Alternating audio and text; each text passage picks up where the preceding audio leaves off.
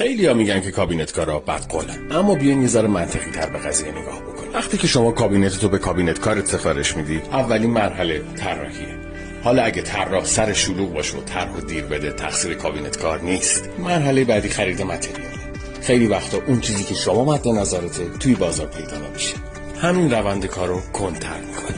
مرحله بعدی انجام خدمات. تو همه کارگاه خدماتی انجام کل خدمات سر نوبت صورت میگیره. این پروسه هم شاید یکم زمان بر باشه، اما بازم تقصیر کابینت کار نیست. بعد انجام خدمات میرسیم به اجرای کار. تازه اگه شاگرد کابینت کار وسط کار یهو اوستا رو ول نکنه و بره. کابینت کار شما بیشتر از این که بخواد کارتون رو زودتر تحویل بده، دوست داره یه کار تمیز و باب میلتون رو بهتون تحویل بده. شما هم اگه کار تمیز میخواد یه ذره بعد صبر بکن. فکر نکنم بعد از دیدن این کلیپ بازم به کابینت کارو بگی بدخواه. این پستم بفرست واسه اون کابینت کاری که همیشه اجرای کار تمیز براش اولویت داره.